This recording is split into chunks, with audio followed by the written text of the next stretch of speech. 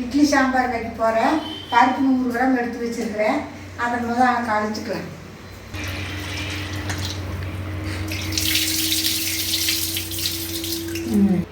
பருப்பு கழிஞ்சாச்சு. நீ குக்கரில் வச்சு ஒரு சவுண்டு விட்டுக்கலாம். தண்ணி முதல்ல ஊற்றி வச்சுட்டேன். இந்த பருப்பு அரைச்சி போட்டுக்கலாம்.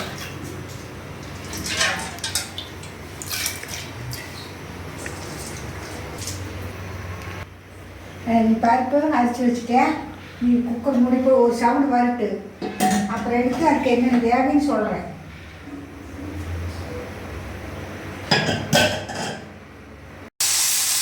ஒரு விசில் வந்துருச்சு. பருப்பு வந்துருச்சான்னு பார்க்கலாம்.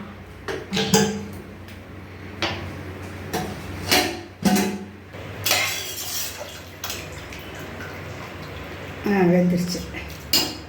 பருப்பில் வெந்துருச்சு. பருப்பு எடுத்து வச்சாச்சு. வறுத்து அரைக்க வேண்டியது கொத்தமல்லி 1 ஸ்பூனு, சீரகம் 1 ஸ்பூனு, கடலைப்பருப்பு 1 ஸ்பூனு, வெந்தயம் 1/2 ஸ்பூனு, கொஞ்சம் கம்மியாகவே இருக்குது. அப்புறம் மிளகா 4. அப்புறம் தேங்காய் வந்து நம்ம வறுத்து அரைக்கிலும் மிக்சியில் போட்டால் போதும். கொத்தமல்லி போடுறேன். ஒன்றுன்னா வறுத்து அரைச்சாட்டா தீயாது. இல்லையே தீஞ்சு போயிடும்.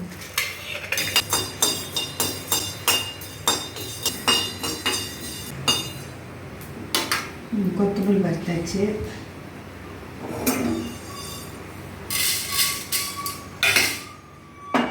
அடுத்தது சீரகத்தை போடுறேன்.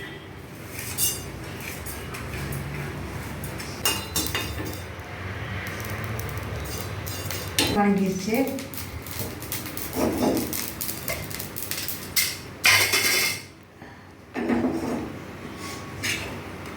இது கடலைப்பருப்பு அடுத்தது. கடலைப்பருப்பு வணங்கிடுச்சு.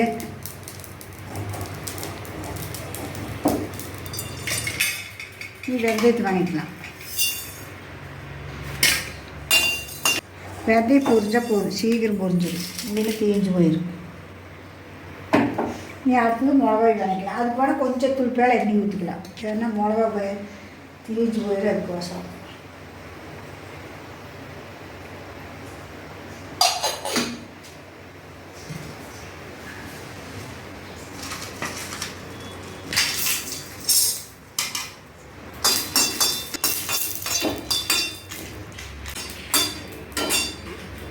மிளகாயும் வணங்கிடுச்சு. எடுத்துடலாம்.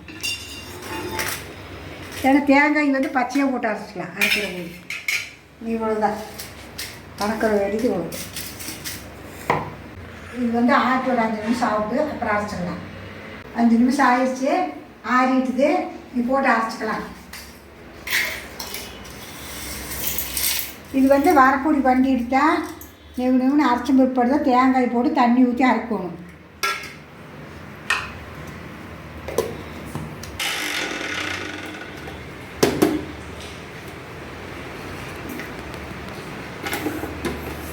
கொஞ்சம் தண்ணி ஊற்றி தேங்காய் போட்டு அரைச்சிக்கலாம். தேங்காய் போடுறேன். தேங்காய் 1 ஸ்பூன் போட்டால் போதும். நம்ம போட்டால் இடிச்சா போட்டு போடுறது. அதனால் 1 ஸ்பூன் மட்டும் அரைச்சாச்சு.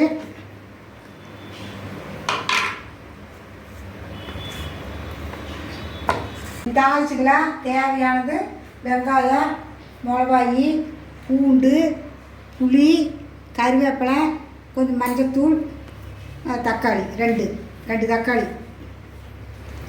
அடுப்பு பற்ற வச்சுக்கலாம். எண்ணெய் ஊற்றுறேன். எண்ணெய் காய்ட்டு அப்புறம் கடுகு போட்டுக்கலாம். கடுகு போடுறேன்.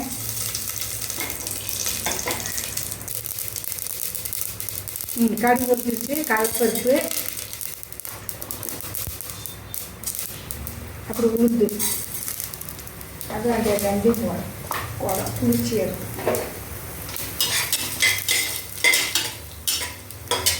வெங்காயத்தை போட்டுக்கலாம். கடுகுல போட்டு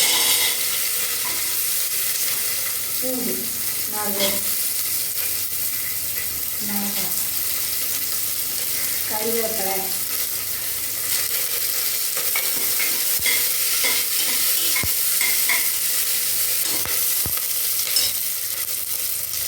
கொஞ்சம் உப்பு போட்டுக்கலாம்.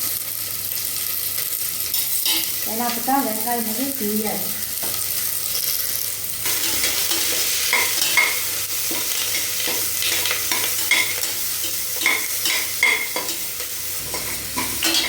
தக்காளி போடுறேன், 2 தக்காளி.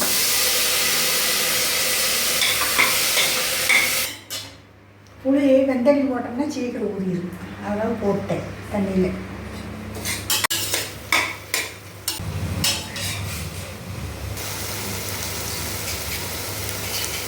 வணங்கிடுச்சு, தக்காளியில் நல்லா வணங்கிடுச்சு. மஞ்சத்தூள் போடுறேன், கொஞ்சம் பெருங்காயம் போட்டுக்கலாம், சீரக சக்திக்கு நல்லது.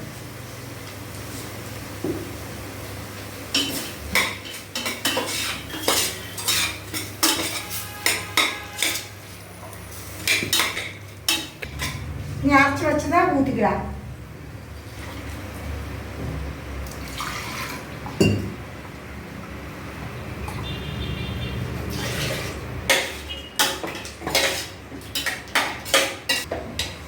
நீ புளி கரைக்கிறேன். புளி வந்து சின்ன நெல்லிக்காய் போட்டால் போது, அதிகம் போட்டால் புளிக்கும். நீ புளி ஊற்றிடலாம்.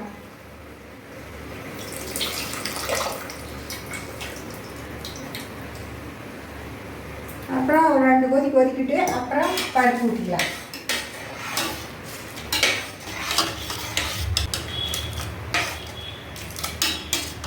இது கொஞ்ச நேரம் வேவிட்டு 2 கொதி கொதிக்கிட்டு அப்புறம் பருப்பு ஊற்றிக்கலாம்.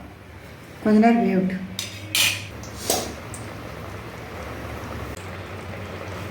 குழம்பு கொதிக்குது, புளியெல்லாம் ஊற்றினாலும் கொதிச்சுட்ருக்குது. நீ அடுத்தது பருப்பு ஊற்றிக்கலாம்.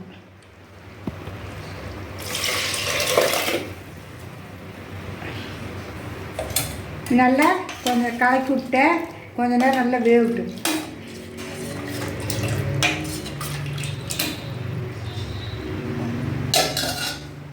ஒரு 10 நிமிஷம் வேவிட்டு அப்புறம் பார்த்துக்கலாம். 10 நிமிஷம் ஆயிடுச்சு, குழம்பு வெந்துருச்சான்னு பார்க்கலாம். வெந்துருச்சு, தண்ணியாட்டு இருக்குது. அப்போ இட்லி தோசைக்கு நல்லா இருக்குது. கல்லாட்டு இருந்தால் நல்லா இருக்காது, தண்ணியாட்டு இருக்குது, அப்போ தான் நல்லா இருக்கும். நாட்டு சக்கரை கொஞ்சம் போட்டுக்கலாம், குழம்பு அப்போ தான் ருசியாக இருக்குது. இதை போடுறேன். அப்புறம் நல்லா அவாசி விட்டுக்கலாம், உப்பு நல்லா காயும்.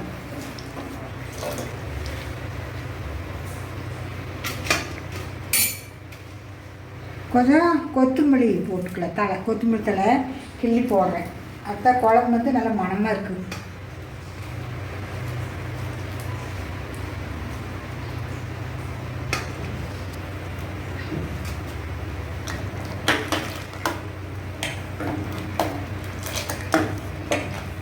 நீ போதும், அடுப்பு ஆஃப் பண்ணுறேன்.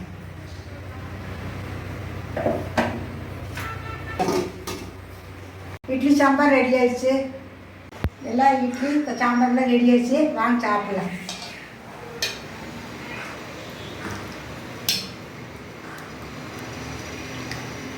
இட்லி சாம்பார் ரெடி ஆயிடுச்சு. இது தோசைக்கு நல்லா இருக்குது. நீங்கள் வந்து செஞ்சு பார்த்துட்டு சொல்லுங்கள். மறக்காத சப்ஸ்கிரைப் பண்ணுங்க. இன்றைக்கி இட்லி சாம்பார் எப்படி செய்யறதுன்னு அம்மா செஞ்சு காமிச்சாங்க. இதே மாதிரி நீங்களும் வீட்டில் செஞ்சு பாருங்கள். வீடியோ பிடிச்சிருந்தா லைக் பண்ணுங்கள். மறுபடியும் அடுத்த வீடியோவில் பார்க்கலாம்.